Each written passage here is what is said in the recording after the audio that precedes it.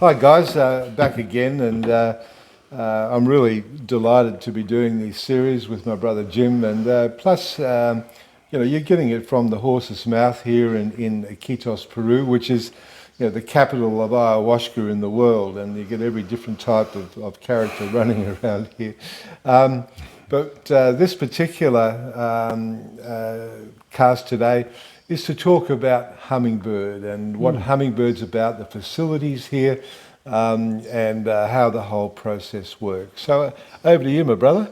Over to me, the Hummingbird Center. This center opened in 2010. It's evolved a lot over the years. It has always been focused on healing, on helping people improve their lives. We predominantly work with people with emotional troubles. We have worked with people with a variety of different physical issues. We've successfully treated a couple of insulin-dependent people with diabetes. We successfully helped some people be free of the pain of fibromyalgia. But for the most part, it's depression, anxiety, and milder forms of trauma, which is not a surprise. My own journey, I had 30 years with depression, so I've lived the path of moving beyond that, and I've lived the path of going from self-loathing to actually really liking myself and being completely content with who I am. Doesn't mean I don't have flaws, I do, but I'm content. I'm content.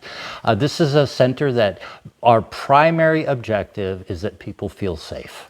That's number one, especially women. There's a different, the higher bar for the good level of care for women than there is for men.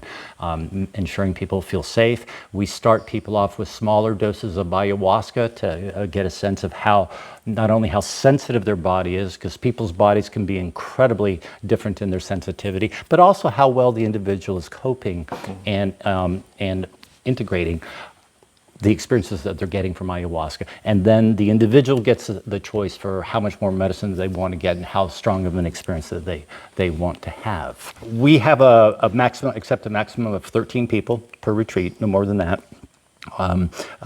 Beyond that, it gets a little difficult. The energy gets a little difficult. People don't necessarily get the level of attention that might be good for them. The facilities are perhaps a little on the rustic side. There's no running water in the tambos, the huts.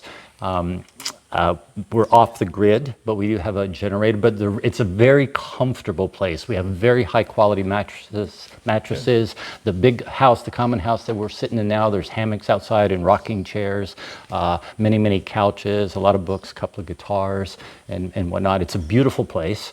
Everybody that comes here is struck. They all say, wow, it looks so much nicer than the pictures. So it's a comfortable place. For my Australian viewers, a tambo it's a wooden building that's raised. It has a double bed in it. It has a bush ensuite within it, so you can do everything within your tambo and be looked after. Yeah. And one of the great things is that everything's provided here. Yes. So your laundry's done, your beds are made. You've got a comfortable queen size bed.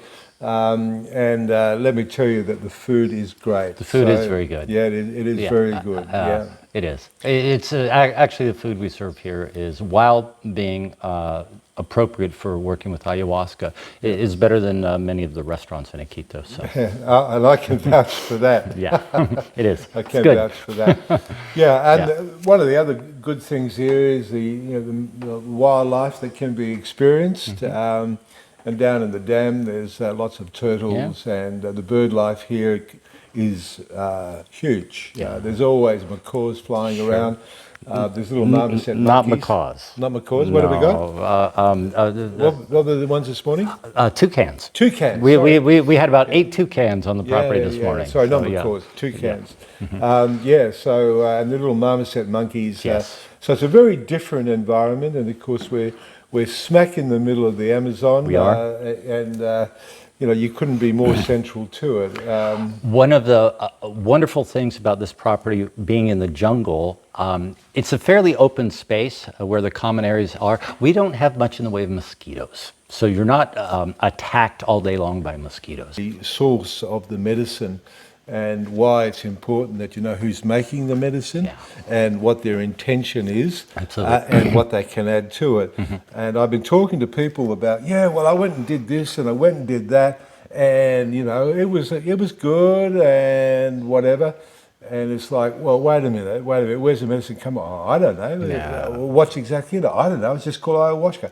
And this blind faith of people that advertise ayahuasca and just drink it and you've got to solve all your problems is what I'm trying to knock on the head. The brew ayahuasca itself and the process of going into this altered state under the influence of ayahuasca, it is incredibly energetically based.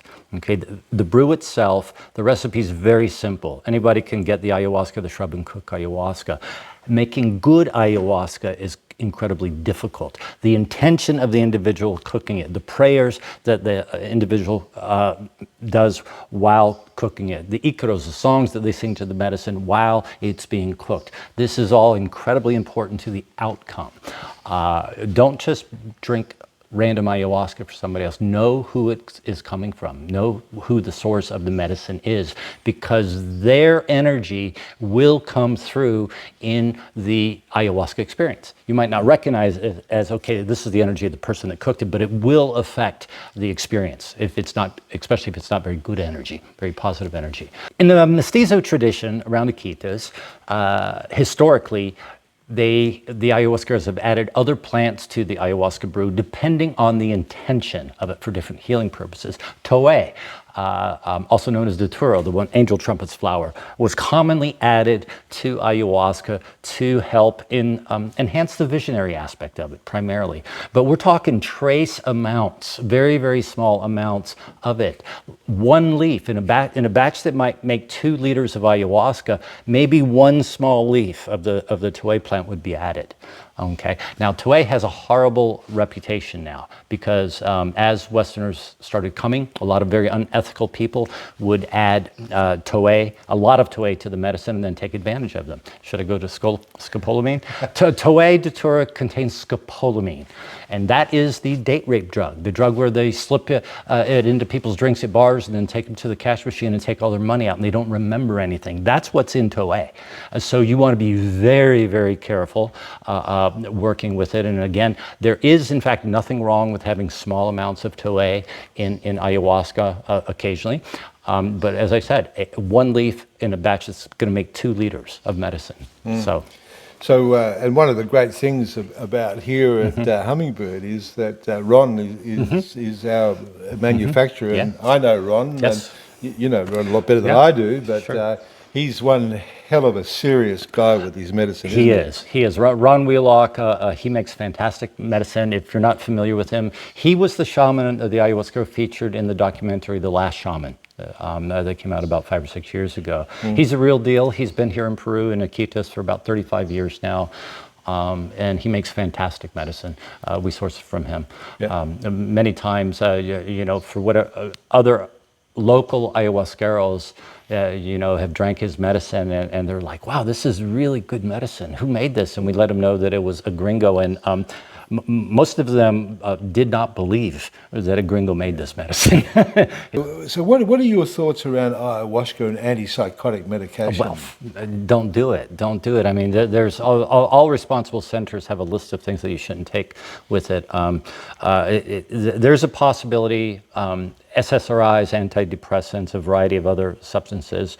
The worst case scenario is death. You end up with a serotonin syndrome, too much serotonin in the brain. We did have somebody here that took an antipsychotic before an ayahuasca ceremony, and she went psychotic. She went psychotic. All of these restrictions, all of these warnings about don't mix these things, don't play with this. Take it seriously. This individual, she calmed down the next day, but she was Australian. She was from Australia, and she sent me an email about a month later and said she was still in a psychotic state. That she had not really completely come back, and she was a mess. And what do I do? And it's like, go to a psychiatric clinic and tell them the truth. I took an antipsychotic and then drank ayahuasca. This is serious, guys. You can end up in a psychiatric ward. You can die. Yeah, and I think that's really important. It is. Don't play with us. One of the great Yeah. fears of running the retreats here is that people don't tell you. Yeah. And you know, they go She didn't through- tell me. Yeah. I mean, I have no idea what she was thinking. Yeah, but- people don't tell you, and then you know they just naturally assume that that whatever they're taking will go with ayahuasca. And the other warnings with a history of psychiatric emotional disorders that say you shouldn't do this, specifically bipolar disorder, schizophrenia, and a history of psychosis. We had a lady come, and it wasn't with ayahuasca. It was actually on San Pedro. She went psychotic. She was absolutely convinced that I was going to kill her. And what was interesting about that particular event, there were 3 psychiatrists here as clients. They were all friends, the psychiatrists, and they're like, Jim, this chick's psychotic. And it's like, I know. They actually said, you're actually doing pretty good. But again, she left the next day, calmed down. I recommend. Anyway, she got back home, and 2 weeks later, her friend wrote me and said she's in a bad way. And through a series of emails, it came out that this lady had had a history of psychotic episodes since she was 13, 14 years old. I never would have accepted her, ever. Yeah. So do not say, oh, this won't happen to me. These warnings are there for very, very good reasons. Very good reason, and especially with people thinking, oh, we'll just brew it in Australia and she'll be right, mate. There is something else I want to talk about. Drinking ayahuasca alone. I know a lot of people do it. A lot of people have had great success with it. So it's been very helpful to them, and they haven't had any problems. This is not talked about often for a variety of reasons, not the least of which don't want to frighten people. Ayahuasca opens people up to the spiritual realms in a way that hardly anything else can do. Maybe iboga. But even substances such as, San Pedro, wachuma, peyote, psilocybin, they do not open us up to the spiritual realm in the way that ayahuasca does. The spiritual realm has some real nasty things in it. Certainly does. It does. And they can show up.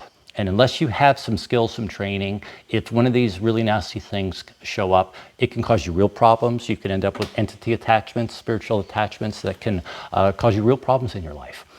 So unless a person has some training, I do not recommend they drink ayahuasca unless they're in the presence of a skilled ayahuasquero. The skilled ayahuasquero is running it. What I was taught is that if I'm running a ceremony, my primary responsibility is not to heal people, it's to keep them safe.